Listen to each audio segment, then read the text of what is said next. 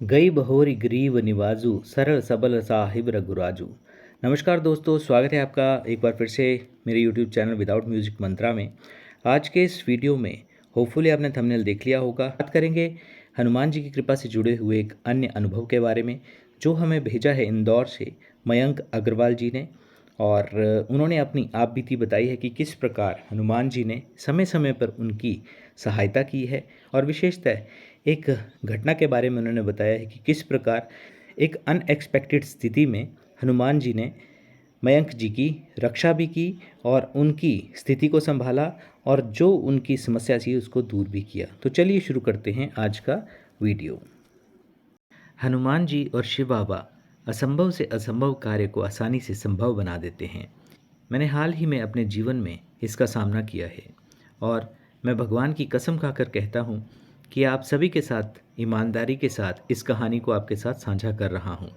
ये थोड़ी सी लंबी कहानी है लेकिन मुझे उम्मीद है कि आपको इससे ताकत ज़रूर मिलेगी। मैं कनाडा में स्नातकोत्तर डिग्री की पढ़ाई कर रहा हूँ। अंतर्राष्ट्रीय छात्र हूँ। मैंने घर जाने के लिए 2 सप्ताह की छुट्टी ली। पढ़ाई के लिए कनाडा लौट रहा था। मैं 3 सामान और एक बैग लेकर यात्रा कर रहा था। इस बैग में लगभग मेरी पूरी ज़िंदगी समाई हुई थी। इसमें मेरा स्टडी वीज़ा, पासपोर्ट, लैपटॉप, दवाइयाँ, मेरे सभी पहचान पत्र, बैंक कार्ड और पैसे वाला बटुआ, यहाँ तक कि मेरे घर की चाबियाँ भी थी। इस बैग के बिना इस विदेशी धरती पर मेरी कोई पहचान ही नहीं थी। जब मैं हवाई अड्डे पर पहुंचा तो मेरी निर्णय लेने की क्षमता में कमी आई।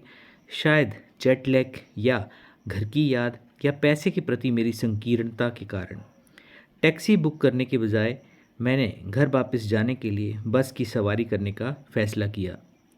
ये एक काफ़ी व्यस्त और उलझन भरा काम था, लेकिन मैं इसे लेकर अति आत्मविश्वासी था। जैसे कि मैंने पहले भी किया हो, यही मेरी सबसे बड़ी गलती थी। बस यात्रा के अंत में मैंने अपना सामान लिया और अपने घर के तरफ जाने के लिए 10 मिनट की सवारी बुक की। जब मैं अपना सामान कैब की डिक्की में रख रहा था तो मुझे एहसास हुआ कि मेरा बैग साथ में नहीं है। मुझे तुरंत लगा जैसे मेरे पैरों तलों की ज़मीन खिसक गई हो और मेरे सीने और गले में अजीब सी घबराहट होने लगी। मुझे एहसास हुआ कि मैंने अपना बैग बस में ही छोड़ दिया है। मुझे बस की पहचान संख्या भी पता नहीं थी। मैं बस रूट और बस के उतरने का समय याद कर रहा था। जब मैं स्टेशन पर खोई पाई टीम को एक केस की रिपोर्ट कर रहा था तो मैं अपने विचारों को इकट्ठा नहीं कर पा रहा था। स्टेशन पर सैकड़ों यात्रियों के सामने मैं रोए जा रहा था। मेरे आंसू बहे जा रहे थे। मेरे मुंह से केवल हनुमान जी और भोले बाबा ही निकले।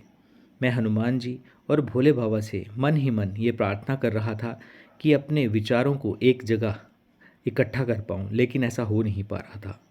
मैं भूखा था, नींद भी आ रही थी और घर की याद भी सता रही थी। मैंने अपने दोस्त को फ़ोन किया और हम तुरंत उस क्षेत्र के मुख्य सेंट्रल स्टेशन पर गए, ये देखने के लिए क्या बस ड्राइवर वहाँ पार्क किया होगा, अपना बैग लिया और खोई हुई वस्तु के रूप में दर्ज किया होगा।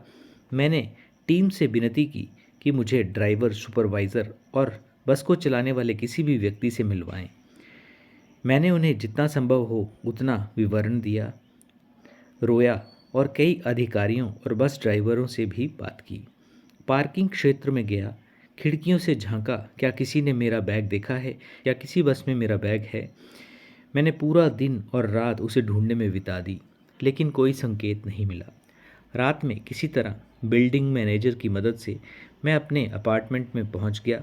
अपने घर पहुंचते ही सबसे पहले मैंने भोले बाबा की मूर्ति ली और रो पड़ा।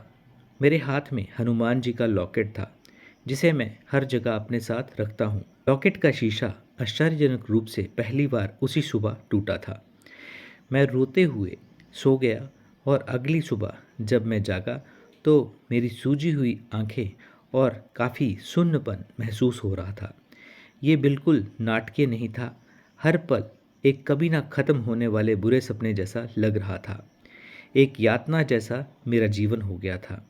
ऐसा लगा जैसे मुझसे किसी ने मेरा बच्चा छीन लिया हो। मेरी आत्मा और जीवन मुझसे छीन लिया गया हो। मुझे ये भी नहीं पता कि क्या प्रार्थना करनी है, कैसे प्रार्थना करनी है। जब भी मैं प्रार्थना करने की कोशिश करता तो मेरे आंसू स्वतः ही बह निकलते।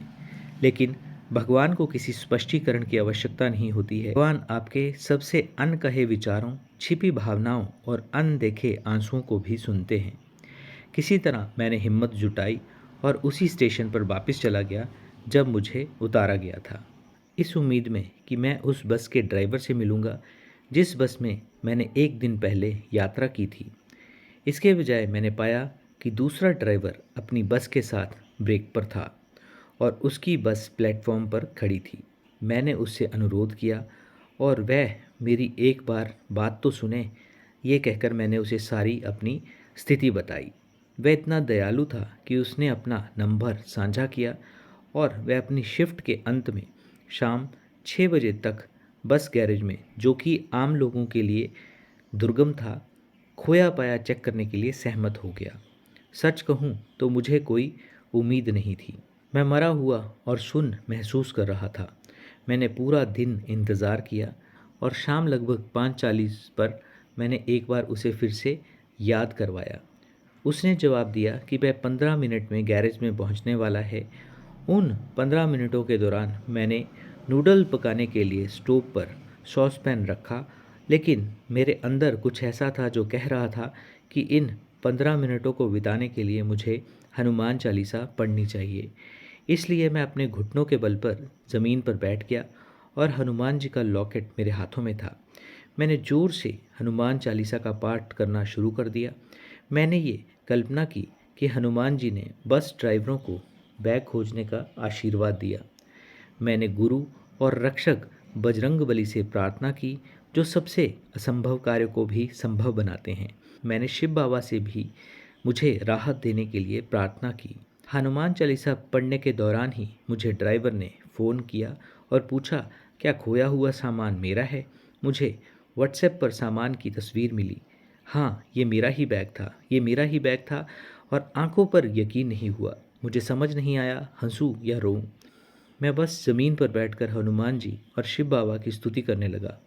मुझे ये भी नहीं पता कि उनकी स्तुति कैसे करनी है। अचानक मुझे लगा कि मैं सांस ले सकता हूँ, सांस छोड़ सकता हूँ, बात कर सकता हूँ, चल सकता हूँ। दिल की धड़कन महसूस किया। एक बार फिर से मैंने अपने आप को जीवंत महसूस किया। अपने दोस्तों की मदद से गैराज के गेट तक पहुंचने में मैं कामयाब रहा और अपना बैग उठाया। बैग के अंदर सब कुछ वैसा ही था जैसे मैंने छोड़ा था। कोई भी सामान गायब नहीं था। मैंने अपने बैग में भोले बाबा का पोस्टर भी रखा हुआ था और मुझे विश्वास था कि वह मेरे पास वापस जरूर लौटेंगे। भोले बाबा बैग का मार्गदर्शन करेंगे और उसे सुरक्षित रखेंगे, और ऐसा हुआ भी।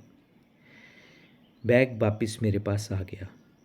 तो दोस्तों, ये था मयंक जी का हनुमान जी की कृपा से उनका जो कीमती सामान, जिसमें कीमत से ज़्यादा जो उनके प्रमुख डॉक्यूमेंट्स थे, जिसमें पूरी की पूरी उनकी चाहे स्टडी वीज़ा की बात करें या अन्य जो उनके दस्तावेज थे, वो आसानी से उन्हें उपलब्ध हो गए। तो इस प्रकार हनुमान जी हमेशा संकट में पड़े हुए अपने भक्तों की रक्षा करते हैं और बुलाने पर मदद ज़रूर करते हैं। बस आवश्यकता होती है असीम श्रद्धा और विश्वास की।